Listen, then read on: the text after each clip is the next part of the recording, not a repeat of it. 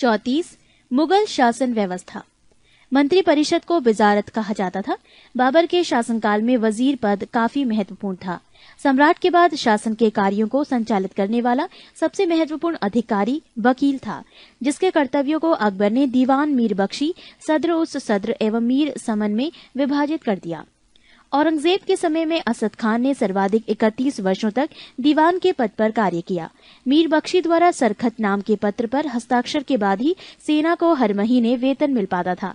जब कभी सद्र न्याय विभाग के प्रमुख का कार्य करता था, तब उसे काजी कहा जाता था। लगानहीन भूमि मददे माश का निरीक्षण सद्र करता था। सम्राट के घरेलू विभागों का प्रधान मीर समान कहलाता था। मुगल काल के प्रमुख अधिकारी एवं कार्य। पद सूबेदार। कार्य प्रांतों में शांति स्थापित करना तथा प्रांत कार्यकारिणी का प्रधान। दीवान। कार्य प्रांतीय राजस्व का प्रधान सीधे शाही दीवान के प्रति जवाबदेह। बख्शी। कार्य प्रांतीय सैन्य प्रधान। फौजदार जिले का प्रधान फौजी अधिकारी। आमिल या अमलगुजार जिले का प्रमुख राजस्व अधिकारी। कोतवाल नगर प्रधान। शिकदार परगने का प्रमुख अधिकारी। आमिल ग्राम के कृषकों से प्रत्यक्ष संबंध बनाना एवं लगान निर्धारित करना। प्रश्न 56। सूचना एवं गुप्तचर विभाग का प्रधान दरोगाए डाक चौकी कहलाता था। शरीयत के प्रतिकूल कार्य करने वालों को रोकना, आम जनता के दुष्चरित्रता से बचाने का कार्य मुहतासिब नामक अधिकारी करता था। प्रशासन की दृष्टि से मुगल साम्राज्य का बंटवारा सूबों में, सूबों का सरकार में, सरकार का परगना या महाल में, महाल का जिला या दस्तूर में और दस्तूर ग्राम में बटे थे। प्रशासन की सबसे छोटी इकाई ग्राम थी, जिसे मावदा या दीही कहते थे। मावदा के अंतर्गत छोटी छोटी बस्तियों को नागला कहा जाता था। शाहजहां के शासनकाल में सरकार एवं परगना के मध्य चकला ग्राम की एक नई इकाई की स्थापना की गई थी। भूमिकर के विभाजन के आधार पर मुगल साम्राज्य की समस्त भूमि 3 वर्गों में विभाजित थी। 1 खालसा भूमि, प्रत्यक्ष रूप से बादशाह के नियंत्रण में। 2 जागीर भूमि, तनख्वाह के बदले दी जाने वाली भूमि। 3 सयूरगल या मददे माश, अनुदान में दी गई लगानहीन भूमि, इसे मिल्क भी कहा जाता था। शेरशाह द्वारा भूराजस्व हेतु अपनाई जाने वाली पद्धति राई का उपयोग अकबर ने भी किया था। अकबर के द्वारा करोड़ी नामक अधिकारी की नियुक्ति 1573 ईस्वी में की गई थी। इसे अपने क्षेत्र से 1 करोड़ दाम वसूल करना होता था। 1580 ईस्वी में अकबर ने दहसाला नाम की नवीन कर प्रणाली प्रारंभ की। इस व्यवस्था को टोडरमल बंदोबस्त भी कहा जाता है। इस व्यवस्था के अंतर्गत भूमि को 4 भागों में विभाजित किया गया। 1 पोलज, इसमें नियमित रूप से खेती होती थी, वर्ष में 2 बार फसल। 2 परती, इस भूमि पर 1 या 2 वर्ष के अंतराल पर खेती की जाती थी। 3 चाचर, इस पर 3 से 4 वर्ष के अंतराल पर खेती की जाती थी। 4 बंजर, ये खेती योग्य भूमि नहीं थी, इस पर लगान नहीं वसूला जाता था। 1570 से 71 ईस्वी में टोडरमल ने खालसा भूमि पर भू राजस्व की नवीन प्रणाली जब्ती प्रारंभ की। इसमें कर निर्धारण की 2 श्रेणी थी, एक को तख्शीस एवं दूसरे को तहसील कहते थे। औरंगजेब ने अपने शासनकाल में नस्क प्रणाली को अपनाया और भू राजस्व की राशि को उपज का आधा कर दिया। मुगल काल में कृषक 3 वर्गों में विभाजित थे। 1 खुदकाश्त, ये किसान उसी गांव की भूमि पर खेती करते थे जहां के वो निवासी थे। 2 पाही काश्त, ये दूसरे गांव जाकर कृषि कार्य करते थे। 3 मुजारियन, खुदकाश्त कृषकों से भूमि किराए पर लेकर कृषि कार्य करते थे।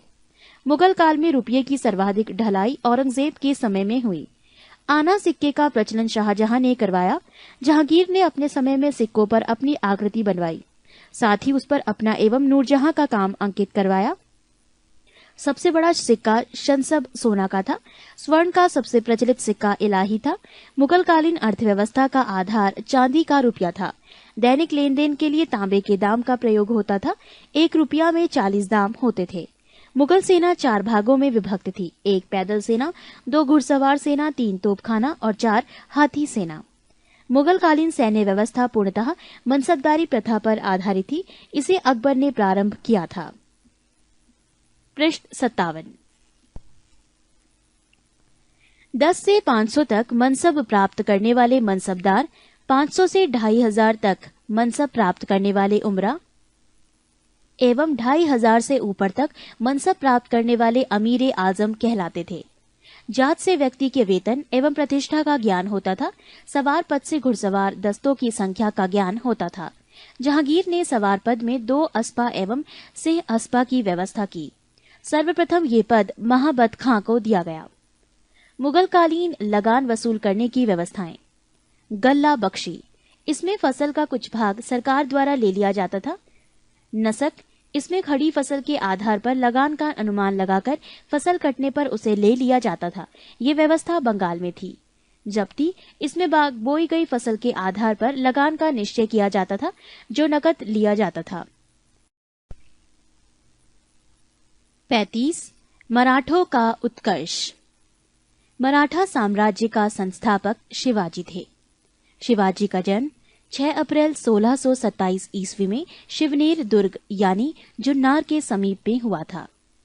शिवाजी के पिता का नाम शाहजी भोसले एवं माता का नाम जीजाबाई था। शाहजी भोसले की दूसरी पत्नी का नाम तुकाबाई मोहिते था। शिवाजी के गुरु कोंडदेव थे। आध्यात्मिक क्षेत्र में शिवाजी के आचरण पर गुरु रामदास का काफी प्रभाव था। शिवाजी का विवाह साईबाई निम्बालकर से 1640 ईस्वी में हुआ।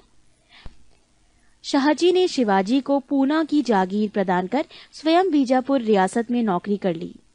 अपने सैन्य अभियान के अंतर्गत 1644 ईस्वी में शिवाजी ने सर्वप्रथम बीजापुर के तोरण नामक पहाड़ी किले पर अधिकार किया। 1656 ईस्वी में शिवाजी ने रायगढ़ को अपनी राजधानी बनाया।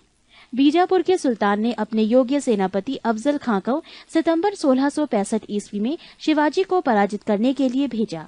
शिवाजी ने अफजल खां की हत्या कर दी। शिवाजी ने सूरत को 1664 ईस्वी एवं 1679 ईस्वी में लूटा। पुरंदर की संधि 1665 ईस्वी में महाराजा जयसिंह एवं शिवाजी के मध्य संपन्न हुई। 1672 ईस्वी में शिवाजी ने पन्हाला दुर्ग को बीजापुर से छीना। 5 जून 1674 ईस्वी को शिवाजी ने रायगढ़ में वाराणसी काशी के प्रसिद्ध विद्वान श्री गंगा भट्ट द्वारा अपना राज्य अभिषेक करवाया। मूल रूप से गंगा भट्ट महाराष्ट्र का एक सम्मानित ब्राह्मण था, जो लंबे समय से वाराणसी में रह रहा था। शिवाजी को औरंगजेब ने मई 1666 ईस्वी में जयपुर भवन में कैद कर लिया, जहां से वो 16 अगस्त 1666 ईस्वी में भाग निकले। मात्र 53 वर्ष की आयु में 3 अप्रैल 1680 ईस्वी को शिवाजी की मृत्यु हो गई। महाराष्ट्र के प्रमुख संत। 1. ज्ञानदेव या ज्ञानेश्वर 1271 से 1296। महाराष्ट्र में भक्ति आंदोलन के जनक, मराठी भाषा और साहित्य के संस्थापक, भगवत गीता पर भवार्थ दीपिका नामक बृहत टीका लिखी, जिसे सामान्य रूप से ज्ञानेश्वरी के नाम से जाना जाता है। 2. नामदेव 1270 से 1350। इनके आराध्य देव पांढरपुर के विठोबा या विठल विष्णु के रूप थे।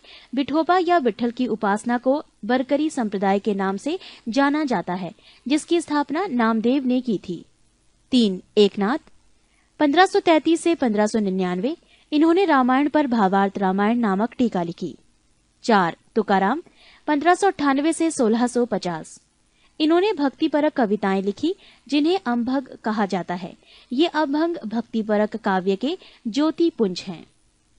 5. रामदास 1608 से 1681। महाराष्ट्र के अंतिम महान संत कवि। दशबोध उनकी रचनाओं और उपदेशों का संकलन है। पृष्ठ 58। शिवाजी के मंत्रिमंडल को अष्टप्रधान कहा जाता था। अष्टप्रधान में पेशवा का पद सर्वाधिक महत्वपूर्ण एवं सम्मान का होता था। अष्टप्रधान में निम्न पद थे। 1. पेशवा प्रधानमंत्री, राज्य का प्रशासन एवं अर्थव्यवस्था की देखरेख। 2. सरी ए नौबत सेनापति, सैन्य प्रधान। 3. अमात्य राजस्व मंत्री, आय व्यय का लेखा जोखा। 4. वाक्यानवीस सूचना गुप्तचर एवं संधि विग्रह के विभागों का अध्यक्ष। 5. चिटनिस, राजकीय पत्रों को पढ़कर उसकी भाषा शैली को देखना। 6. सुमंत, विदेश मंत्री। 7. पंडित राव, धार्मिक कार्यों के लिए तिथि का निर्धारण। 8. न्यायाधीश, न्याय विभाग का प्रधान। शिवाजी ने दरबार में मराठी को भाषा के रूप में प्रयोग किया। शिवाजी की सेना 3 महत्वपूर्ण भागों में विभक्त थी। 1. पागा सेना, नियमित घुड़सवार सैनिक। 2. सिहलदार, अस्थायी घुड़सवार सैनिक। 3. पैदल सेना। शिवाजी की कर व्यवस्था मलिक अंबर की कर व्यवस्था पर आधारित थी। शिवाजी ने रस्सी द्वारा माप की व्यवस्था के स्थान पर काठी एवं मानक छड़ी के प्रयोग को आरंभ किया। शिवाजी के समय कुल उपज का 33% भाग राजस्व के रूप में वसूला जाता था, जो बढ़कर 40% हो गया था। चौथ एवं सरदेश मुखी नामक कर शिवाजी के द्वारा लगाया गया। चौथ किसी एक क्षेत्र को बर्बाद न करने के बदले दी जाने वाली रकम को कहा गया है। सरदेश मुखी इसके हक का दावा करके शिवाजी स्वयं को सर्वश्रेष्ठ देशमुख प्रस्तुत करना चाहते थे। शिवाजी ने किले की सुरक्षा के लिए नियुक्त अधिकारी, हवलदार, किले की आंतरिक व्यवस्था की देखरेख, सरैनोबत, किले की सेना का नेतृत्व, सवनिस, किले की अर्थव्यवस्था, पत्र व्यवहार एवं भंडार की देखरेख। शिवाजी के उत्तराधिकारी।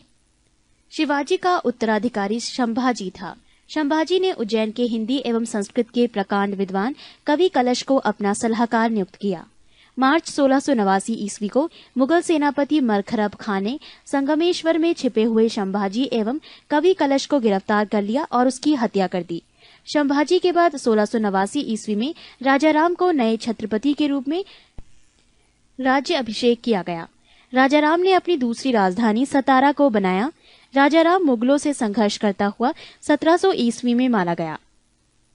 राजाराम की मृत्यु के बाद उसकी विधवा पत्नी ताराबाई अपने 4 वर्षीय पुत्र शिवाजी द्वितीय का राज्याभिषेक करवाकर मराठा साम्राज्य की वास्तविक संरक्षिका बन गई। 1707 ईस्वी में औरंगजेब की मृत्यु के बाद संभाजी के पुत्र साहू, जो औरंगजेब के कब्जे में थे, भोपाल के निकट के मुगल शिविर से वापस महाराष्ट्र आया।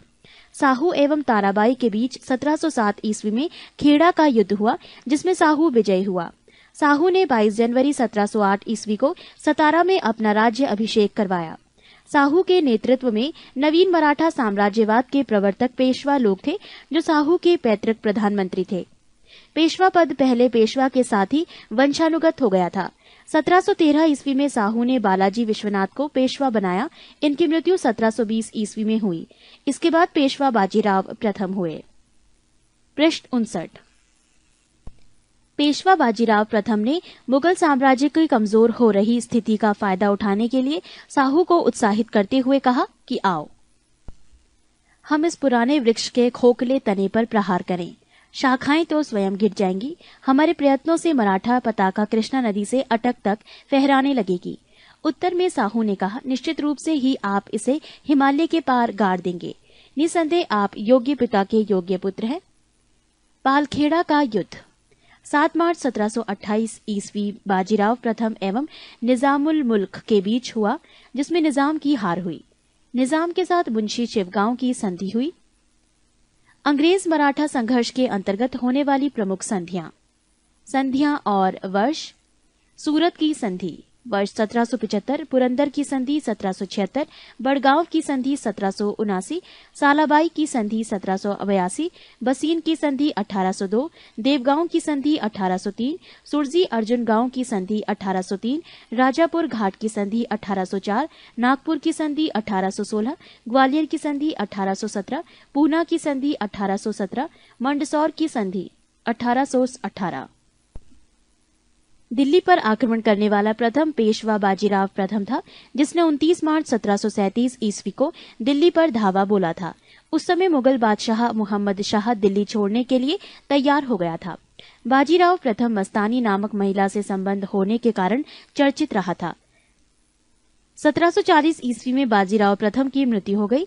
बाजीराव प्रथम की मृत्यु के बाद बालाजी बाजीराव 1740 ईस्वी में पेशवा बना। 1750 ईस्वी में संगोला संधि के बाद पेशवा के हाथ में सारे अधिकार सुरक्षित हो गए। बालाजी बाजीराव को नाना साहब के नाम से भी जाना जाता था। झलकी की संधि हैदराबाद के निजाम एवं बालाजी बाजीराव के मध्य हुई।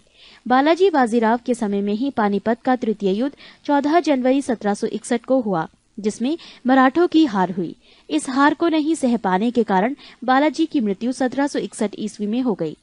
माधवराव नारायण प्रथम 1761 ईस्वी में पेशवा बना। इसने मराठों की खोई हुई प्रतिष्ठा को पुनः प्राप्त करने का प्रयास किया। माधवराव ने ईस्ट इंडिया कंपनी की पेंशन पर रह रहे मुगल बादशाह शाह आलम द्वितीय को पुनः दिल्ली की गद्दी पर बैठाया। मुगल बादशाह अब मराठों का पेंशन भोगी बन गया। पेशवा नारायण राव 1772 से 73 की हत्या उसके चाचा रघुनाथ राव के द्वारा की गई। पेशवा माधवराव नारायण द्वितीय की अल्पायु के कारण मराठा राज्य की देखरेख 12बाई थे सभा नाम की 12 सदस्यों की एक परिषद करती थी। इस परिषद के 2 महत्वपूर्ण सदस्य थे, महादजी सिंधिया एवं नाना फडणवीस। अंतिम पेशवा राघोबा का पुत्र बाजीराव द्वितीय था, जो अंग्रेजों की सहायता से पेशवा बना था। मराठों के पतन में सर्वाधिक योगदान इसी का था। ये सहायक संधि स्वीकार करने वाला प्रथम मराठा सरदार था। प्रथम आंग्ल मराठा युद्ध 1775 से 82 ईस्वी तक चला। इसके बाद 1776 ईस्वी में पुरंदर की संधि हुई। इसके तहत कंपनी ने रघुनाथ राव के समर्थन को वापस ले लिया। द्वितीय आंग्ला मराठा युद्ध 1803 से 1805 ईस्वी में हुआ। इसमें भोसले नागपुर ने अंग्रेजों को चुनौती दी। इसके फलस्वरूप 7 सितंबर 1803 ईस्वी को देवगांव की संधि हुई। तृतीय आंग्ला मराठा युद्ध 1816 से 1818 ईस्वी में हुआ। इस युद्ध के बाद मराठा शक्ति और पेशवा के वंशानुगत पद को समाप्त कर दिया गया। पेशवा बाजीराव द्वितीय ने कोरेगांव एवं अष्टी के युद्ध में हारने के बाद फरवरी 1818 ईस्वी में मेलकम के सम्मुख आत्मसमर्पण कर दिया। अंग्रेजों ने पेशवा के पद को समाप्त कर बाजीराव द्वितीय को कानपुर के निकट बिठूर में पेंशन पर जीने के लिए भेज दिया, जहां 1853 ईस्वी में इसकी मृत्यु हो गई। पृष्ठ 60। आधुनिक भारत 36 उत्तरकालीन मुगल सम्राट। उत्तराधिकार युद्ध में गुरु गोविंद सिंह ने बहादुर शाह का साथ दिया था। बहादुर शाह का पूर्व नाम मुअज्जम था। बहादुर शाह को शाहवे खबर के उपनाम से पुकारा जाता था। जहांदार शाह अपने शासन में लाल कुमारी नाम की वैश्या को हस्तक्षेप करने का आदेश दे रखा था। मुगलकालीन इतिहास में सैयद बंधु हुसैन अली खां एवं अब्दुल्ला खां को शासक निर्माता के रूप में जाना जाता है। जहांदार शाह को लंपट मूर्ख भी कहा जाता था। फर्रुख सियर को मुगल वंश का घृणित कायर कहा गया है। सुंदर युवतियों के प्रति अत्यधिक रुझान के कारण मोहम्मद शाह को रंगीला बादशाह कहा जाता था। तुरानी सैनिक हैदर बेग ने 9 अक्टूबर 1720 को सैयद बंधु को हुसैन अली खां की हत्या कर दी। ईरान फारस के सम्राट नादिर शाह ने 1739 ईस्वी में दिल्ली पर आक्रमण किया। उस समय दिल्ली का शासक मोहम्मद शाह था। नादिर शाह को ईरान का नेपोलियन कहा जाता है। नादिर शाह लगभग 70 करोड़ रुपए की धनराशि और शाहजहां का बनवाया हुआ तख्ते ताउस, पीकॉक थ्रोन तथा कोहिनूर हीरा लेकर फारस वापस लौटा। तख्ते ताउस मयूर सिंहासन पर बैठने वाला अंतिम मुगल शासक मोहम्मद शाह था। शाह आलम द्वितीय अली गौहर के शासनकाल में 1803 ईस्वी में अंग्रेजों ने दिल्ली पर कब्जा कर लिया। पानीपत का तृतीय युद्ध 1761 ईस्वी में मराठा एवं अहमद शाह अब्दाली की सेना के बीच हुआ। इस युद्धों में मराठों की हार हुई थी। गुलाम कादिर खान ने 1806 ईस्वी को शाह आलम द्वितीय की हत्या करवा दी। बहादुर शाह द्वितीय जफर अंतिम मुगल सम्राट था। 1857 ईस्वी की क्रांति में भाग लेने के कारण अंग्रेजों द्वारा बहादुर शाह जफर को बंदी बना लिया गया एवं रंगून भेज दिया। अहमद शाह अब्दाली का वास्तविक नाम अहमद खां था। मुगलों से स्वतंत्र होने वाले राज्य एवं संस्थापक 1 अवध शहादत खां, 2 हैदराबाद चिनकिलिच खां या निजामुल मुल्क आसफ जहां, 3 रुहेलखंड वीर दाऊद एवं अली मोहम्मद खां, 4 बंगाल मुर्शिद कुली खां, 5 कर्नाटक सादुतुल्ला खां, 6 भरतपुर चूड़ामन एवं बदन सिंह। नोट: मुगल सम्राट मोहम्मद शाह ने सआदत खां को बुरहान उल मुल्क की उपाधि दी। सआदत खां का असली नाम मीर मोहम्मद अमीन था। उत्तरकालीन मुगल सम्राट: बहादुर शाह 1707 से 1712 ईस्वी, जहांदार शाह 1712 से 1713 ईस्वी, फर्रुख सियर 1713 से 1719 ईस्वी, मोहम्मद शाह 1719 से 1748 ईस्वी, अहमद शाह 1748 से 1754 ईस्वी, आलमगीर द्वितीय 1754 से 1759 ईस्वी, शाह आलम द्वितीय 1759 से 1806 ईस्वी, अकबर द्वितीय 1806 से 1837 ईस्वी, बहादुर शाह जफर 1837 से 1857 ईस्वी।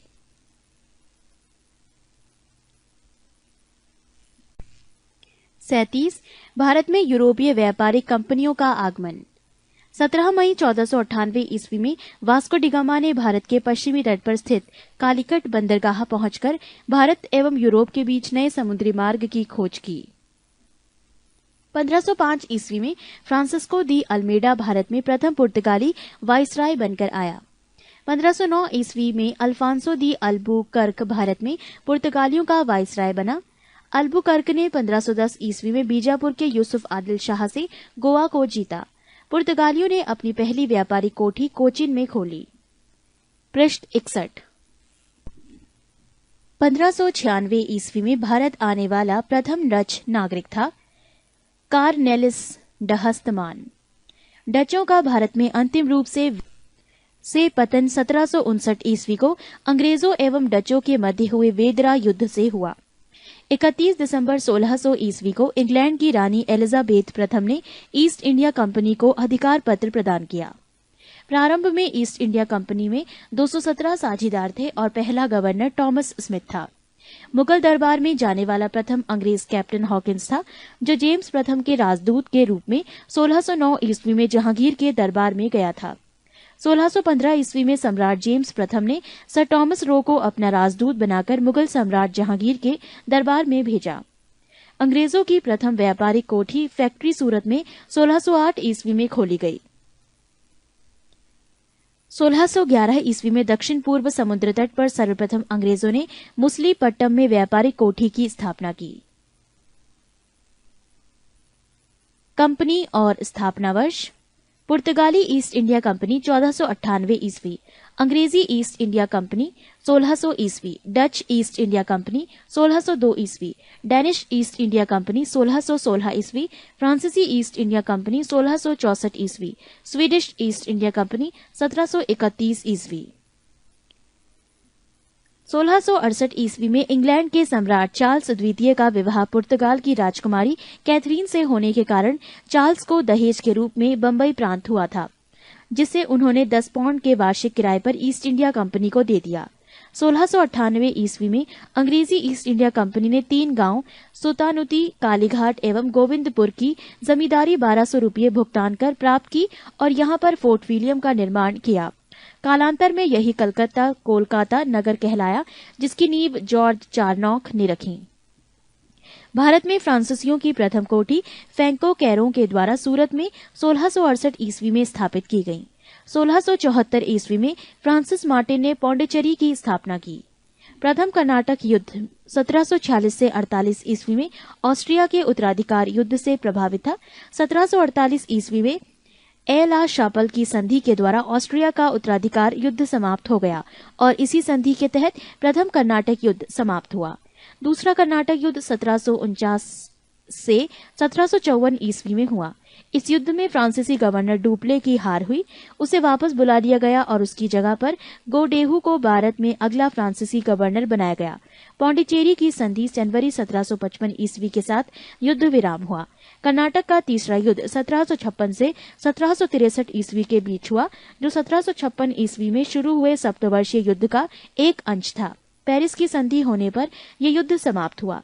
1760 ईस्वी में अंग्रेजी सेना ने सर आयरकूट के नेतृत्व में वांडीवाश की लड़ाई में फ्रांसीसियों को बुरी तरह हराया। 1761 ईस्वी में अंग्रेजों ने पौंडीचेरी को फ्रांसीसियों से छीन लिया। 1763 ईस्वी में हुई पेरिस संधि के द्वारा अंग्रेजों ने चंद्रनगर को छोड़कर शेष अन्य प्रदेशों को लौटा दिया, जो 1749 ईस्वी तक फ्रांसीसी कब्जे में थे।